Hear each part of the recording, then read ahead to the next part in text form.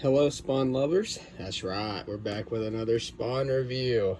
Finally reviewing 325, and I've I've had quite a little bit of an issue with Spawn over the past few issues. Like this one's good, but I've just felt like the main series is like going nowhere in a way. I mean, it's still good, but it just feels like the pacing is just kind of like slowly, like doing. Anyways, yeah. So I feel like the pacing's a little bad, but it's still good. Todd McFarlane, as far as I know, hasn't been writing the last couple issues, so maybe now that the Scorched is out, King Spawn's doing its thing, Gunslinger's doing its thing, he won't feel so stretched thin, and he can start actually working on Spawn again.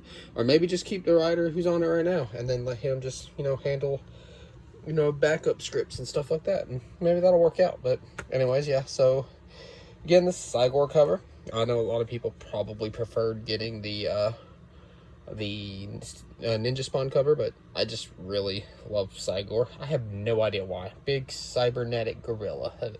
I was sold. Yeah, so in the last Spawn review we had was Gunslinger Spawn number 4. That was like another great issue, but yeah, this one's good.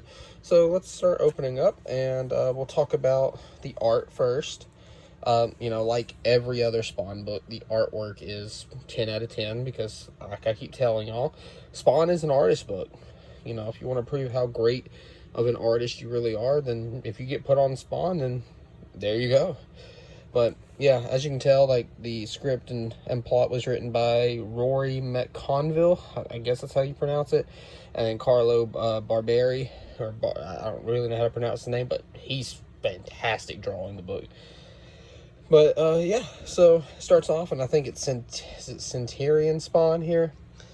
He's like walking, he's all beat up because and he's been into a massive fight with a specific character that will be revealed in a second. But he's hoping to die a glorious death. He wants to. He doesn't want to have to be cheated a noble death.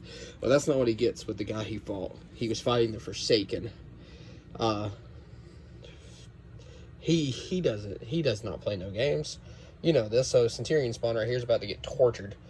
Or is he? Dun dun dun. Anyway, so we go back to some of the other Shadow players. Ooh. We're talking about how Al Simmons. I'm not entirely sure if they know that Al Simmons is Spawn or not, but they're talking about how Al Simmons' movement's been going strong. People are starting to see from his point of view, and how they got to get Spawn on his side because Spawn has, locked up the dead zones. So your soul can't go to heaven or hell at the moment. And they want to get Spawn on the throne, and they're talking about that, and they're trying to, this other guy wants to know why their people can't get on the throne, and she explains that would just put a target on their back. And so we have Spawn here. He's trying to figure out some things that are going on. So he goes and tracks down this guy, and he starts asking where Cog is, because Cog's been missing since Spawn's Universe. Nobody has seen him since then, which if y'all want me to review Spawn's Universe and anything past Spawn's Universe prior to 325, just let me know. I'm totally down on rereading Spawn. I'm always down to read Spawn.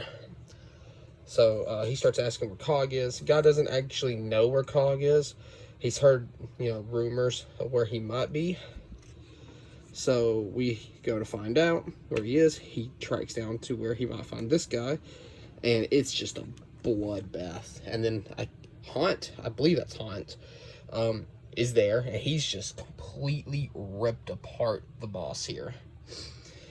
And so he starts going at Spawn, and then that's it. That's all we see from this. We don't know how this fight ends up.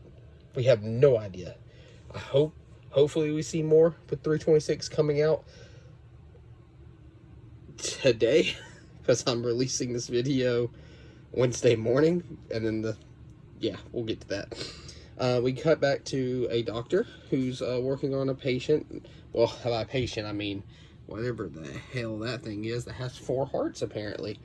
And then the boss looks familiar, right? She's the shadow player, or one of them at least, because there's many shadow players between the people from hell and the people from heaven. So she says, look, send in a few of our soldiers, and if they get broken, then so be it, because we have so much more.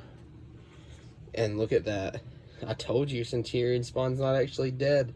We have 4 other spawns here. And it goes on and it shows spawns, you know, little power gauge.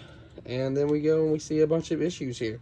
And this is my holy grail right here. I don't have it, but I want it. That's issue 174, the first appearance of Gunslinger, and I need it in my collection. Well, anyways, so that was issue 325. You know, it was more exposition, which is great. I'm a fan of One Piece, so world building and exposition is always good. Especially with a series that's been going as long as Spawn has. Well, yeah, so I give this issue, I give it a 7 out of 10. It did a lot of setup, but like I keep saying, I feel like the main title of Spawn has been kind of like going in circles. Well, so if I had to like rate an order of like my favorite series so far, I'm gonna exclude the Scorched because it's only one. You know, I'll include Scorched. It would be King Spawn, Gunslinger, Normal Spawn, and the Scorched because it's only 1 issue deep. But yeah, 7 out of 10. And then the next video you guys will see from me will be the comic book pickup, and then Thursday I'll be reviewing Spawn 326 and possibly Batman 120. Until then, like and subscribe. Share these videos with your friends if y'all have fellow comic book fans. And I don't know, follow me on Twitter. No. Anyways, I'll catch y'all guys in the next one.